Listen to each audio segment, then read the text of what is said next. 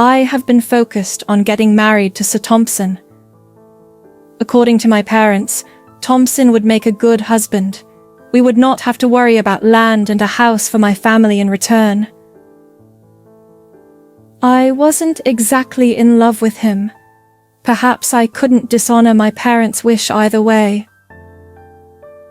Given that I was the first daughter, with 3 other sisters who were already married to rich men in the province, except that my elder brother, who is the first and only son, isn't married. Although he's in the military, he will marry in the coming months. I managed my way past the onlookers in sight. As soon as my feet touched the ground outside my home, I scurried as far as my feet could take me until I was standing in front of a middle-class pub. Yes, it was forbidden for a woman to go in, but over the years of harsh criticism and condescending comparisons, the pub had been my secret solitude. "You are here, Ava. Aren't you set to marry Sir Thompson tomorrow?" the pub owner Derek asked as I sat by the wooden counter. Of course, I didn't take my cloak off. "So they say.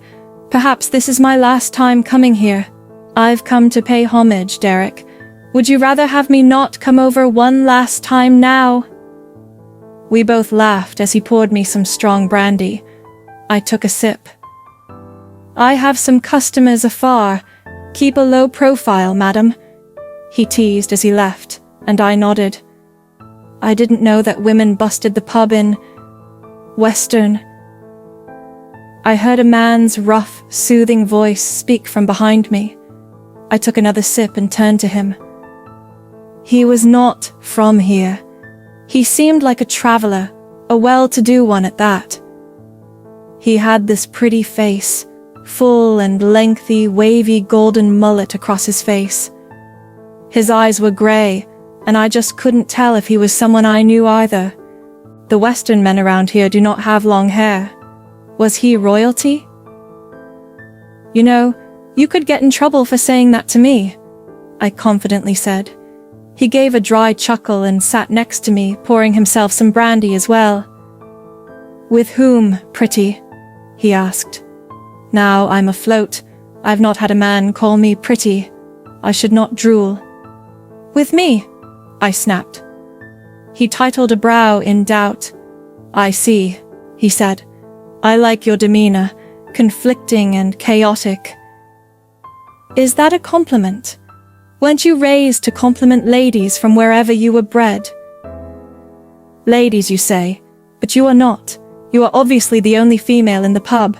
Other ladies are out there promenading." "Excuse you, vile man. I'm not some cultivated lady who is sworn to promenade and swear fealty to a man," I blurted out. I was pissed. He remained calm for some moments and spoke up. "I didn't mean to..." Upset with my words. "I only spoke what I saw, and yes, it is an honest compliment. I've never seen a lady more willed than you. I think you are pretty and stubborn, of course," he said, and a small smile settled on my lips. "Did you have to rile me up to understand certain things? Well, I'm a little inquisitive about you. You are not from here, are you?" I asked. He gulped the contents first. "You are sharp. Any other person can tell the difference. I think that you are a prince of some lost folklore," I said, and he cracked up. His fine set of teeth charmed me. Plus, he smelled like jasmine. "I see. I'm not from here." "Yes, but I don't plan on returning either. I am an explorer who is a total stranger at home, and I have decided to spend the night in Western. I have no tour guide, but somehow I landed in a pub and here I am. With you," he explained. "Well, you have arrived in good hands. Western people are hospitable," I said to him, and leaned closer and whispered to him. "And greedy," he laughed. "That is a bad way to constitute your people, is it not?" "No, I'm a victim of greed, I tell you. I'm set to marry an old hag tomorrow. I'm here to drown in my misery of being an old scrap," Of course. I should not have said that, but there is nothing that alcohol cannot do. I said too much. You weren't supposed to hear that, I added, rubbing my hand lightly. I know how that feels. I've been there. Still there, even, he said, and for a split second, we were now gawking at each other, like we'd rather know each other for our entire lives. I had better go now. You were right. A lady is not meant to visit such a place. I rose to leave as he held my wrist. I swallowed up. I felt the electrifying shock when his skin met mine. Was I supposed to feel some way for a total stranger? My mind debated. Please, don't go yet. I mean, who would show me to an inn where I could pass the night? I promise to compensate you. It would be very kind of you. Please, he said, as he let my hand slowly fall off. Night had fallen. We rode in his ebony Mustang, a type of horse that we didn't own around here. Don't worry, I won't let you fall. I'm a sworn protector, he whispered in my ear as we rode. Something about his hot breath against the side of my face. His chest pressed against my back, his strong hands over mine on the reins. For some obvious stupid reasons, I was undoubtedly drawn to him. He was just the type of man I've always dreamed of. Not quite, but he was 1,000 times better than Sir Thompson. Like, the stranger was around my age. Perhaps.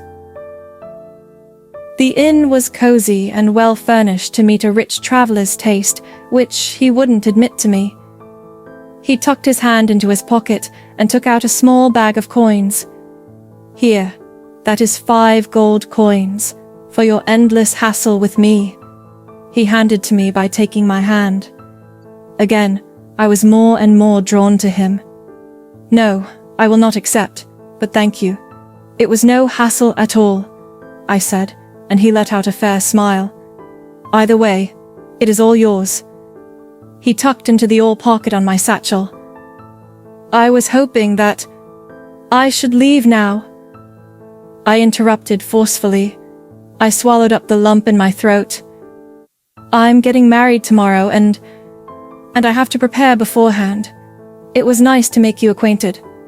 Stranger, I said. It took so much courage to say all that to a harmless man. His face dropped sadly. Of course, your honor comes first, he said. As though I cared about it right now. I blurted out almost angrily. He didn't make me angry. The circumstances caused it. All of it. Yet I will not take advantage of it, miss, he said. I walked to the door with such a heavy burden in my heart as he spoke again. Can I speak freely? I spun to face him. Did he also feel the attraction between us, or was he going to order sympathy? Something I loathed? You are a beautiful woman that would make jaws drool. Despite the hood over your head, the glimpse of your beauty will certainly haunt me in my travels. I just wonder why a bride would be this unhappy. It is not yours to ponder about, stranger. It is not your burden. I snapped tearfully. I do not wish to make it go away because I couldn't. I'm crazily drawn to you and I feel like... He paused as he drew closer to me. Can I see through you for a moment? He asked as he took off the hood over my head. His lips curled into a smile. I know it. You are indeed very beautiful. No one has ever told me that. Not even my parents, I confessed tearfully. And I tell you without flattering, you are very beautiful. Those eyes, those lips. His finger trailed each aforementioned and then my neckline. Your skin, your smell, one I've never smelled. He progressed to my arm after he had taken off my cloak. My lips parted. The heat had escalated and erupted. Can I feel your lips, miss? He asked with a calm, raspy voice, and my eyes focused on him as they began to close. and I felt his lips on me, rupturing every cranny in my body. Was he truly seeing through me? Like a play in theaters, I saw my happy teenage days while my eyes were shut. He instantly pulled away. I'm sorry. I will not take your honor for granted. I should not do this. I promise I'm a gentleman. I'm no lady. I have no honor to protect. I'm scrap. I'm nothing like... I tell you, I do not need my honor to be protected. I am a laughingstock. I'm a wild woman with nothing. I have nothing either. See through me, I said to him. Ash captured my lips again. It was breathless, engulfing, consuming, elating, delectable. The touch of this stranger felt like a drug that I lacked, like a vitamin. Suddenly, I was ready to give him my all. I had nothing to keep anyway. The misery I've been through for 26 years without martial arts has been the ugliest, and this moment happens to be the only time that I have made sense of.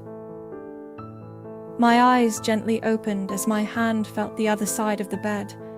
It was cold, like no one had occupied it before. The stranger's side was neatly laid, and my side of the bed was tatty. I don't understand. Was there not a man here? I asked myself. Of course there was, I told myself. I quickly got out of bed and began to dress up. No signs of him anywhere. Nowhere at all. Except for the pocket watch on the table where the candle burned. I grabbed it. It was golden, just like the golden coins he had given to me. Such fortune, I wondered. Perhaps you would use it to find him. But was it necessary? Will I see him again?